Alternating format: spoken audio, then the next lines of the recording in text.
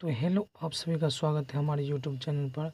हम बात करने वाले हैं आज क्लास 10th जो कि नन हिंदी का जो प्रश्न पूछा जाता है। बुक का नाम है किसलय, उससे जो पूछा जाएगा ऑब्जेक्टिव क्वेश्चन, जो कि आज हम बात करने वाले हैं।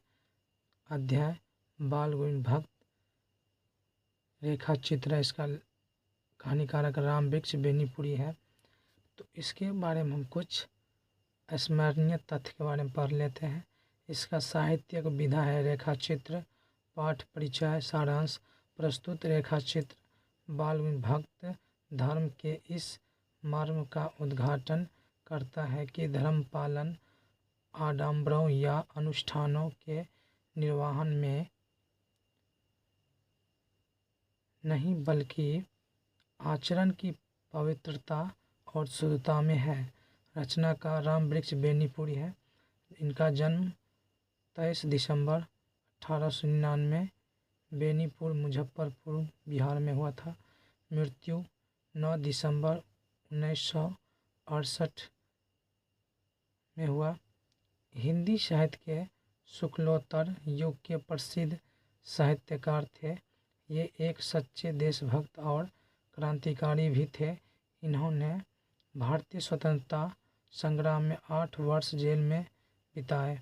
रचनाकार की प्रमुख कृतियाँ गेहूँ और गुलाब, पतितों के देश में, माटी, अमर ज्योति आदि सब है। तो चलिए इनका ऑब्जेक्टिव के बारे में बात करते हैं। इस चैप्टर के ऑब्जेक्टिव के बारे में तो कुछ इस प्रकार से है ऑब्जेक्टिव। तो पहला ऑब्जेक्टिव में देखिए, पहला प्रश्न है कि कवि को साहब मानने वाला पात्र, कबीर को साहब मानने वाला पात्र। तो इसका आंसर हो जाएगा ए, बाल गोविंद भक्त। ठीक, जो कि 2025 में ये सब क्वेश्चन आने वाले हैं एग्ज़ाम में, हिंदी का एग्ज़ाम में, नन हिंदी का वर्ग 8वां से जो पूछा जाता है। दूसरा नंबर प्रश्न है, बाल गोविंद भक्त की प्रभातियाँ कार्तिक से शुरू होकर किस महीने तक चलती थी। तो इसका आंसर हो जाएगा क्या, डी, फागुन तक।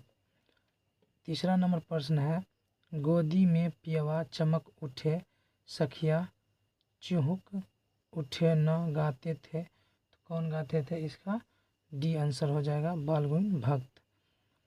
चौथा नंबर प्रश्न है, अपने बेटे के मरने पर बाल गोविंद भक्त क्या करते थे। तो यहाँ पर देखिए इसका आंसर हो जाएगा सी नंबर, गाते थे। पांचवा नंबर है, बाल गोविंद भक्त के कितने बेटे हैं। पांचवा नंबर क्वेश्चन है, बाल गोविंद भक्त के कितने बेटे हैं। तो इसका आंसर हो जाएगा ए, एक ही बेटे थे इसका। छठा नंबर प्रश्न है, बाल गोविंद भक्त का बेटा,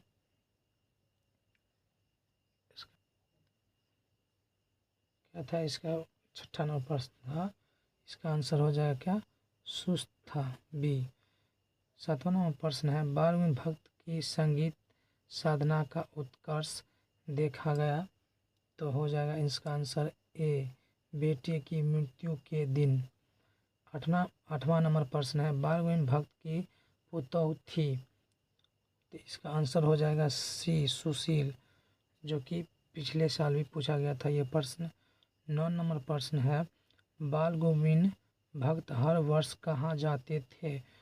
तो इसका आंसर हो जाएगा बी, गंगा स्नान करने। 10वां नंबर प्रश्न है, बाल गोविंद भक्त की उम्र क्या थी। इसका आंसर हो जाएगा बी, 60 से ऊपर के। इसी तरह से 11 नंबर प्रश्न है, बाल गोविंद भक्त क्या थे। इसका आंसर हो जाएगा बी, गृहस्थ थे। 12 नंबर प्रश्न है, बाल गोविंद भक्त किन के गीतों को गाते थे। तो ये हो जाएगा ए नंबर, कबीर तथा साहेब के गीत। ठीक। 13 नंबर प्रश्न है कि बाल गोविंद भक्त ने अपने बेटों को आग किससे दिलाई। तो यहाँ पर हो जाएगा आंसर सी, पुतोहू से। ठीक, बाल गोविंद भक्त किस विधा की रचना है? तो ये हो जाएगा सी, रेखा चित्र का। ठीक, इसी तरह से 15 नंबर प्रश्न है कि बाल गोविंद भक्त की प्रभावतियाँ कब शुरू होती थी? तो इसका आंसर हो जाएगा कार्तिक माह में, ए।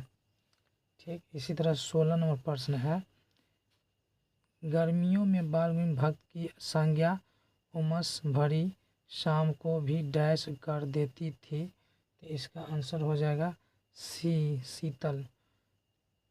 17 नंबर प्रश्न है कि जो कुछ खेत में पैदा होता सिर पर लाद कर पहले बाल गोविंद भक्त कहाँ ले जाते थे? तो इसका आंसर हो जाएगा सी नंबर, साहेब के दरबार में। 18 नंबर प्रश्न है, बाल गोविंद भक्त रेखा चित्र के रचनाकार है? तो इसका आंसर हो जाएगा डी, राम वृक्ष बेनीपुरी। 19 नंबर प्रश्न है कि जाड़े में बाल गोविंद भक्त किस रंग की कमली ऊपर से ओढ़े रहते थे? तो ऑप्शन डी, काली रंग के। ऑप्शन बी नंबर है कि बाल गोविंद भक्त पुत्र की मृत्यु के बाद पुतों को रोने के बदले क्या करने को कहते थे? तो ऑप्शन डी हो जाएगा, उत्सव मनाने को।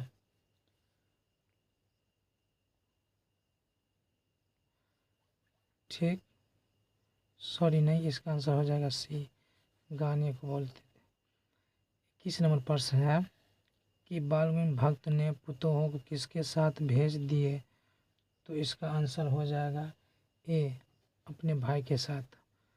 22 नंबर प्रश्न है, 22 नंबर, बेटे के क्रियाक्रम के बाद बाल गोविंद भक्त पुतों को कहाँ भेज दिए? क्वेश्चन है, बेटे के क्रियाक्रम के बाद बाल गोविंद भक्त पुतों को कहाँ भेज दिए? तो इसका आंसर हो जाएगा ए, अपने मायके।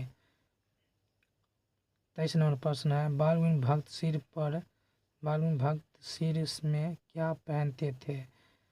तो यहाँ पे इसका आंसर हो जाएगा ए, कबीर पंथियों की सी कनपट्टी टोपी।